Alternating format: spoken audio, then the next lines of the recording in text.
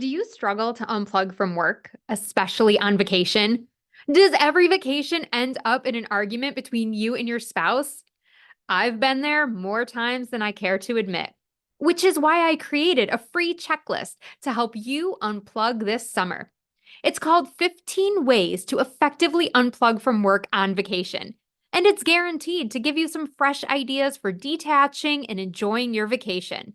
Head over to KarenFreeland.com/work free vacation right now and get these 15 secrets. It's totally free and it will get you one step closer to living a more present and fulfilling life.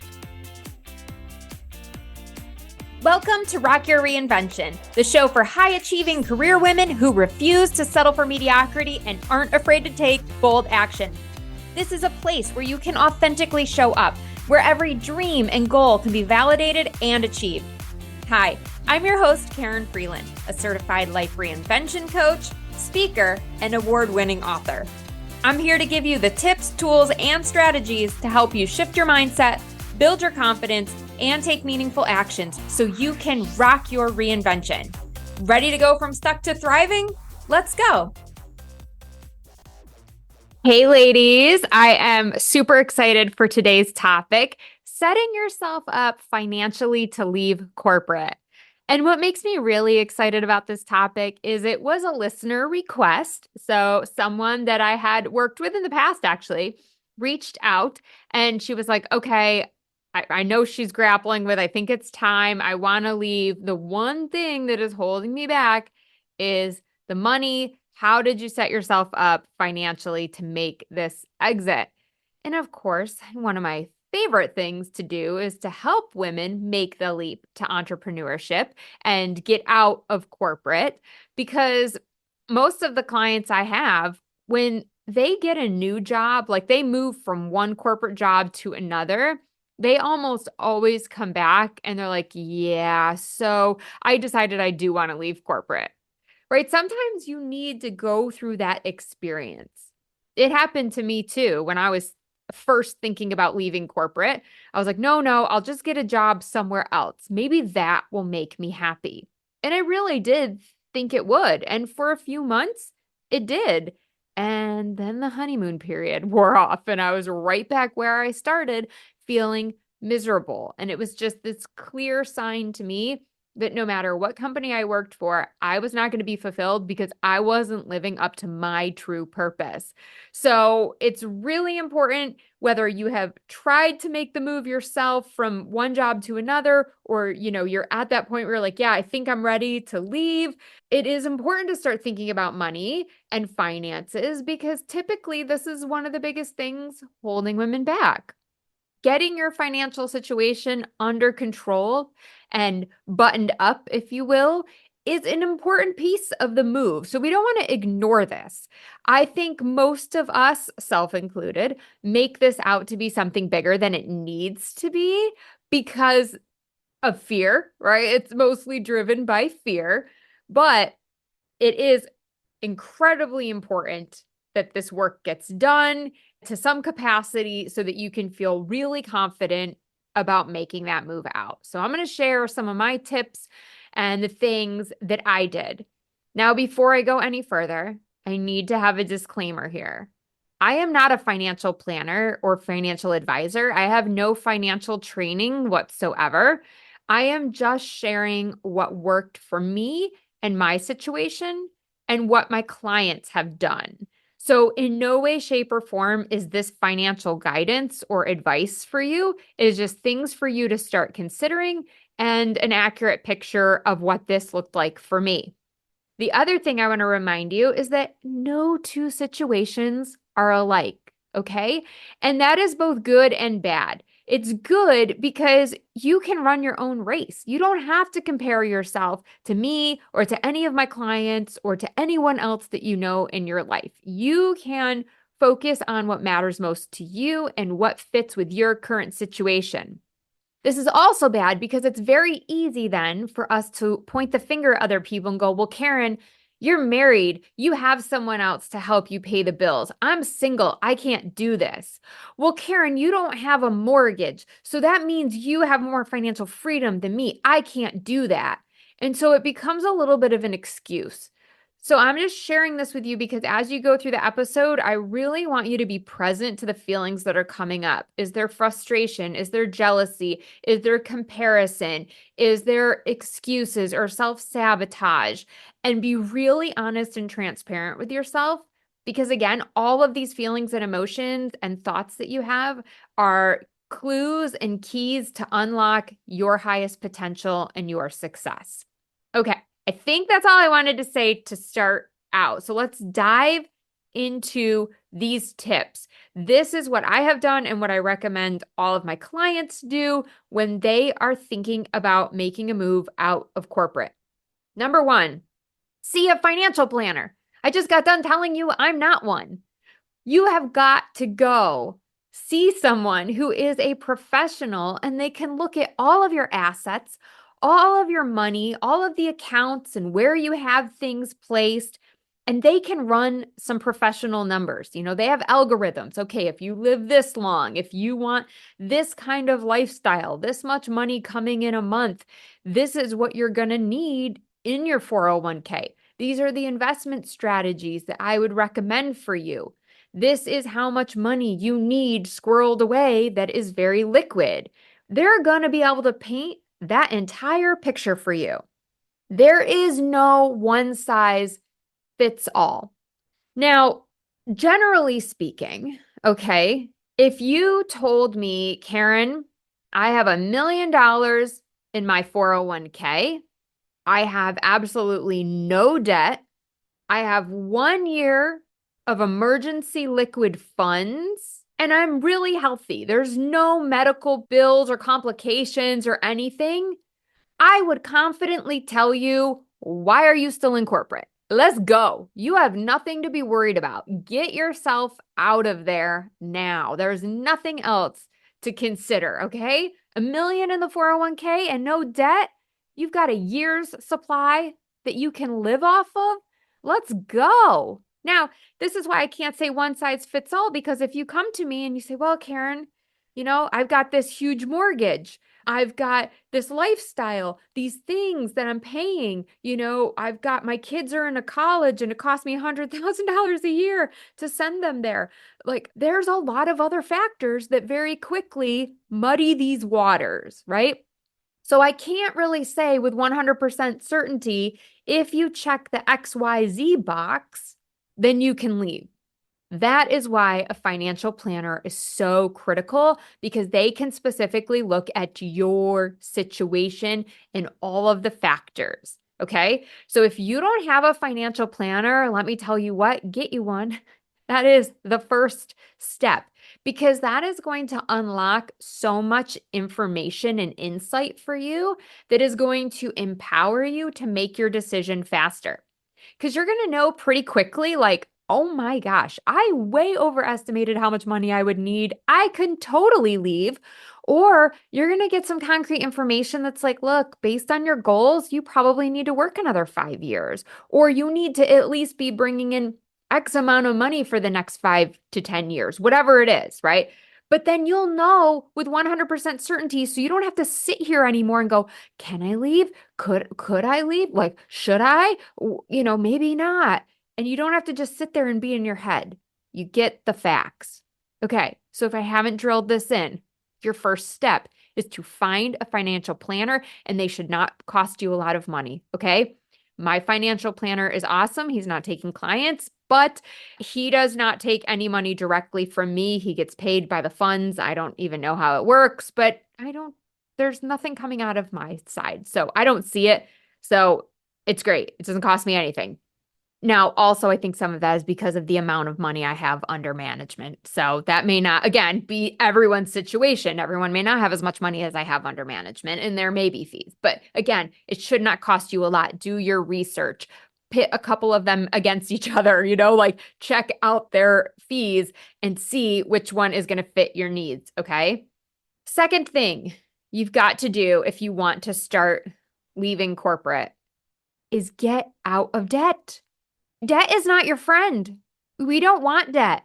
I don't care what the gurus say. They will tell you, oh no, it's great. Have a mortgage. It's fine. Just put that money in an account and draw. No, that does not work for me. I do not want any debt. I don't like debt. It ties me down. So, as much as possible, I would advise and encourage you to get rid of debt. Pay down the car. Put those extra payments towards your mortgage. Stop with the credit cards. I can't believe how many women I talk to that are making good money and they have got mountains of credit card debt. What are you doing? Sorry, I don't want to give like too much tough love, but come on. If you can't pay your credit card off every single month, you shouldn't be using a credit card. A credit card is merely there for convenience. Don't live above your means because it steals your choices, right? Because you no longer have a choice about whether you stay or go because now you're a slave to the credit card. You've got to make these payments every month. If you are living above your means, you've got to start figuring out how to scale that back, right? And that may even mean living significantly below your means for a period of time. And this is then going to extend your timeline for when you can leave. Like we only buy cars cash, cash, cash, cash. And if we can't do the whole thing in cash, we do 50% down, at least 50% down. Like there is no reason for me to have money sitting in a bank earning 0.003% interest and then take out a car loan at 1.99% interest. That doesn't make sense. Now, if you've got your money sitting in a CD and it's earning you 4.8% interest, I'll take the 1.99% interest on the car loan all day long because at least I've got my money somewhere else that's working at a higher rate of return. So again, you've got to do the math for yourself and figure out how you want to put your money to work, but to at every extent you possibly can, get out of debt. Pay your entire credit card bill off every single month. And if you can't, it means you're overspending. You're living above your means and you've got to stop. You got to consolidate some of that debt, get it onto the lowest percentage, and move on. Okay, so once you have no debt, you can start thinking about tightening up those unnecessary expenses. And really, this was probably going to go in tandem because if you've got debt, you've got to figure out a way to come up with more money to pay the debt down. So you're probably doing step 3, which is tightening up those unnecessary expenses at the same time that you're trying to get rid of your debt. It can be hard sometimes to identify the spending that you want to curb. And COVID, I was very fortunate that I was going through this whole exit period while COVID was happening because I very quickly saw all the expenses I didn't need, right? Like waxing. I mean, I couldn't even go to get a wax. Started doing it at home. Nothing wrong with some Sally Hansen wax strips over the counter at the drugstore for $8 or whatever they are.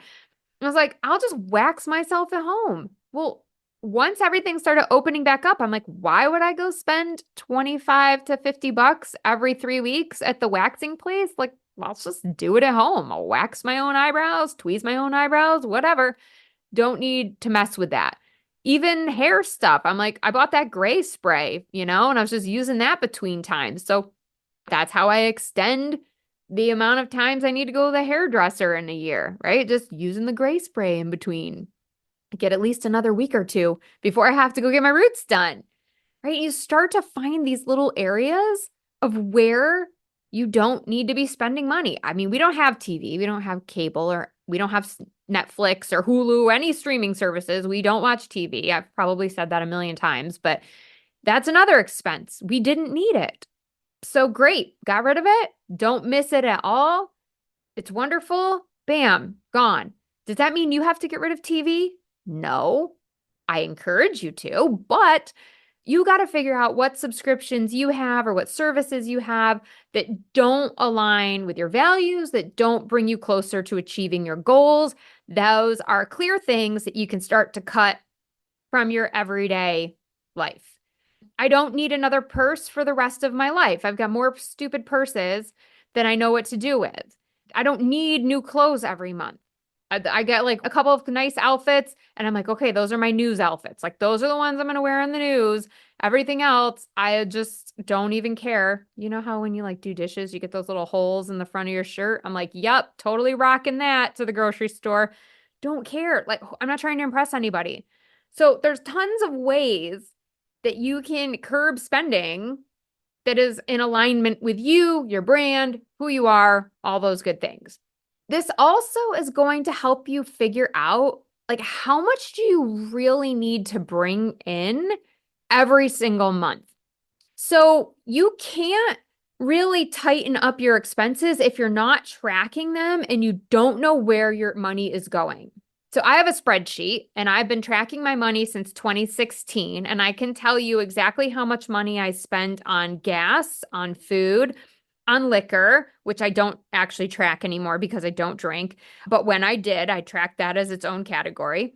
Sports for my kids, clothing, beauty and hygiene products, personal maintenance, which is all like my Botox and my hair dye and all that stuff. Like I have all of those categories, right? Home things. So, alarm systems, life insurance, all like literally every dollar that I spend is accounted for and it's put into a category. And I can tell you exactly how much I have spent on those categories. So it's really easy for me and my husband every month to sit down with our budget and go, okay, gosh, I spent $900 on food last month. What did you spend? Oh my gosh, you spent 1,500. Okay, well, we got to curb this. How many times do we go out to eat, right? And we're like having those discussions about, okay, what do we want to do? Sometimes we sit down, we have conversations like, hey, how much did you donate last month? I'm like, I only donated so much. Let's up that. We can do better next month. Right. So we're not always having conversations about cutting. Okay. We do have conversations about where do we want to put our money. But again, it's about prioritizing. Right. And you can't prioritize a move out of corporate if you're not looking at your spending and you're just buying $10 lattes every day because they all want you to tip you now. So like your $8 coffee just went to $9 because now you have to tip them. So just again, something for you to really think about. If you don't have a budget, you've got to get a budget, track that spending so that you can start tightening up those unnecessary expenses. Okay, so you've got your financial planner. They've given you some insights. You've gotten yourself out of debt. You're tightening up your unnecessary expenses and budgeting, tracking all your money.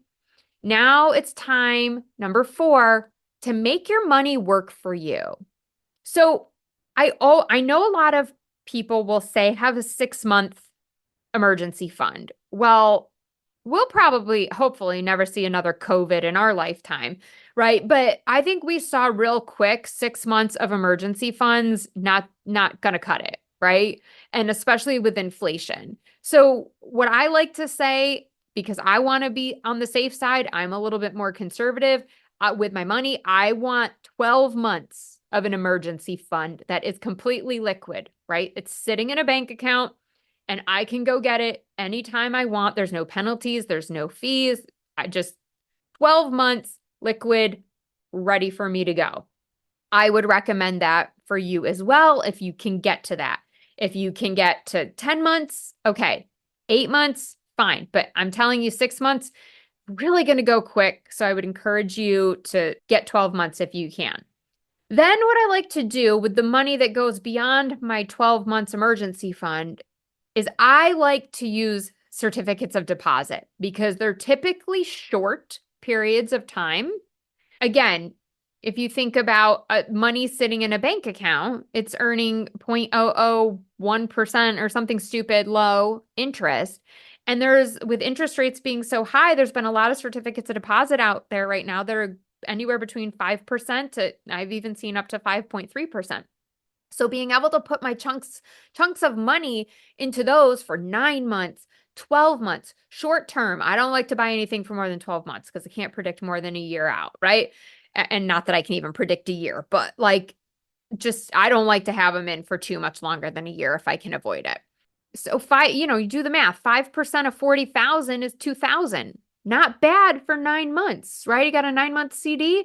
and I make 2,000, it was going to be sitting in my bank account earning me nothing or sitting over there earning me 2,000. And because it's outside of my emergency fund, that's just gravy, right? And some of you probably have a lot more than 40,000 and some of you are like, Karen, I don't even have more than 12 months emergency fund, so this might be a moot point for you right now. We want to find ways to make our money work for us. Maybe it's investing in some specific stocks. Again, if you have a financial advisor or planner, hopefully they can help you with some of this to really figure out the best portfolio mix for you.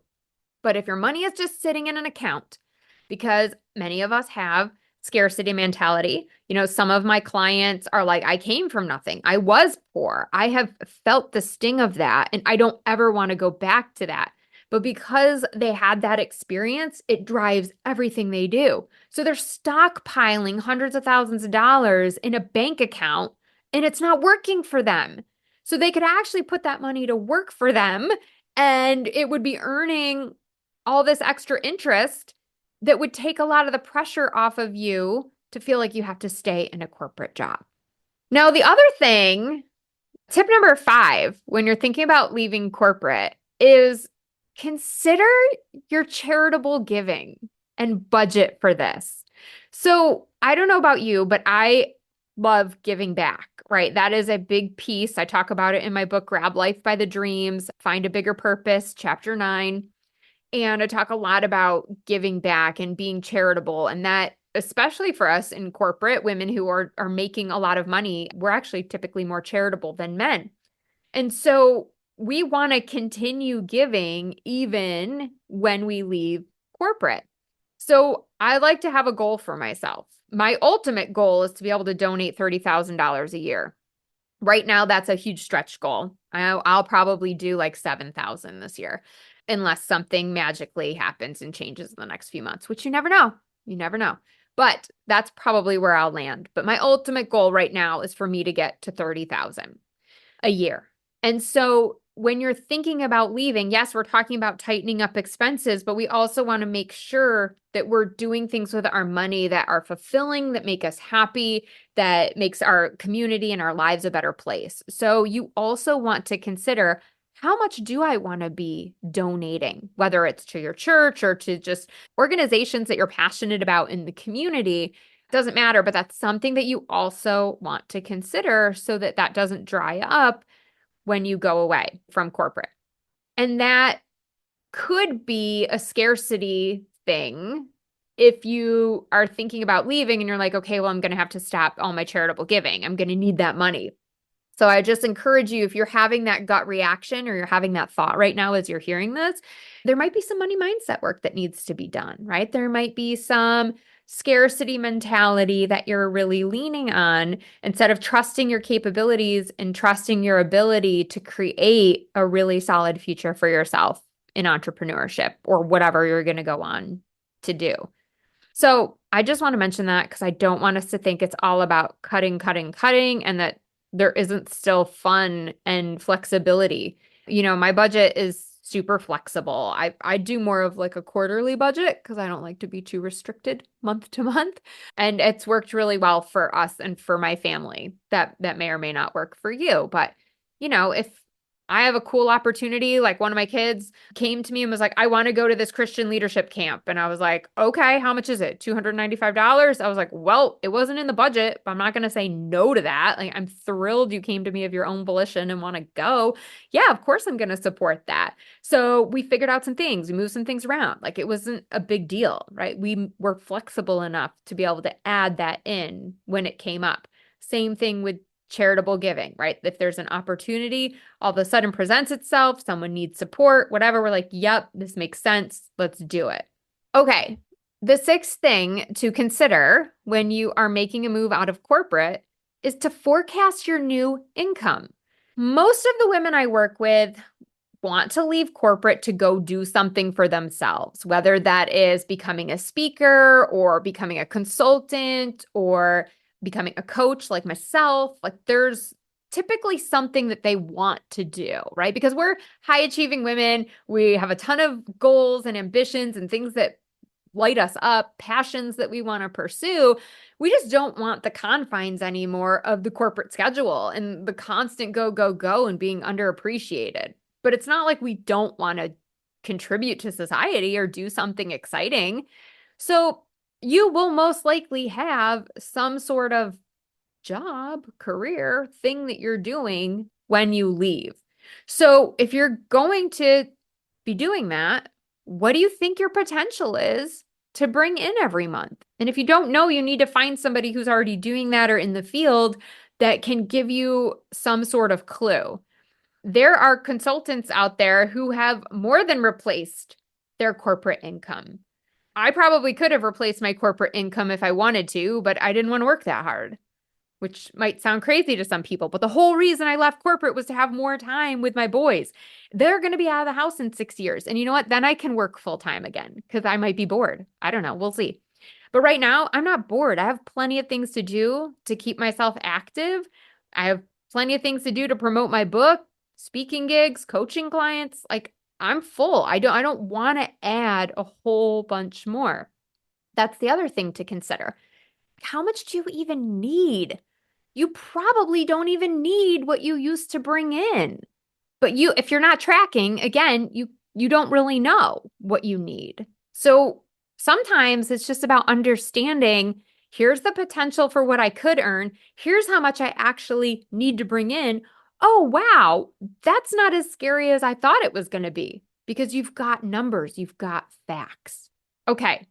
I hope that this has been helpful for you. Well, I know it's going to be helpful for you because this is such a big decision and it can feel really scary, but it's not that difficult when you have all the pieces in place. You're going to have a really clear picture of what your income has been, where your money's going, where you want it to keep going, and how much you need now with that new lifestyle to be bringing in. Something else I just want to say. A lot of people think that there is uncertainty in entrepreneurship. And of course, to some extent, yes, there is, because there is no guaranteed paycheck every month. But the thing is, the more you work, the more you put yourself out there, the more you offer your services, you actually have a lot more control and security than if you're in corporate. Because corporate offers you a false security. There is nothing to say that your boss can't walk in tomorrow and be like, your position's eliminated. There's nothing to say that tomorrow you don't get a notice that the company is folding. The company has been bought by a merger and there will be redundancies. I mean, you are not as secure as you think in a corporate job. And there's actually a lot we can do as entrepreneurs, and that's probably a whole other podcast, but I just want to seed this in you. There's lots of things that you can do to mitigate risk. And so know that it's not as uncertain as you probably are imagining it to be. And one final piece of guidance. Most of the women who I have worked with, or even myself initially, we see money as our most important resource. And many times it's because we've worked so hard for it, especially if we didn't come from a lot of money. But I want to challenge that thinking today because I would argue that time is actually your most valuable resource. Time is so much more valuable than money. It's finite. You can't make more of it. I mean, if one of you can, please let me know. I would love to meet you. But we cannot get more time, right? We can't get more of it. There's only so much.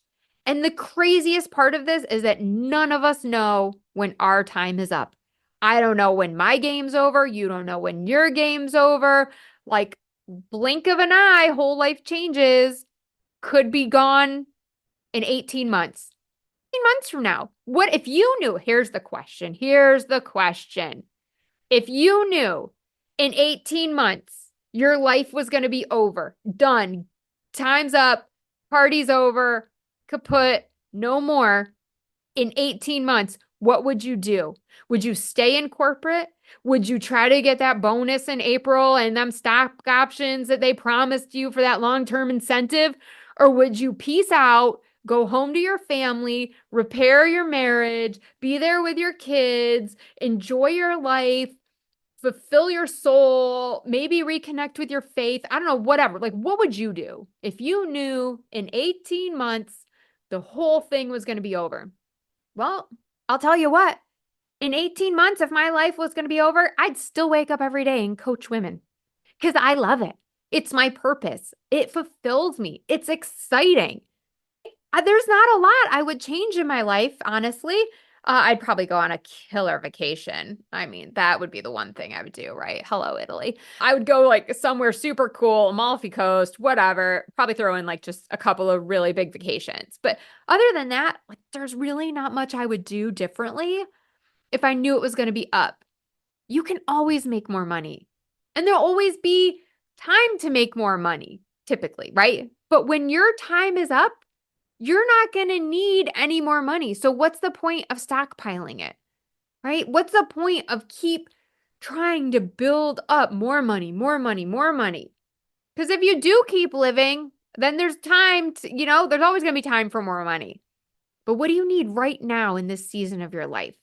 So I really want to invite you to start considering your values and how much value you're placing on money and how much value you're placing on time.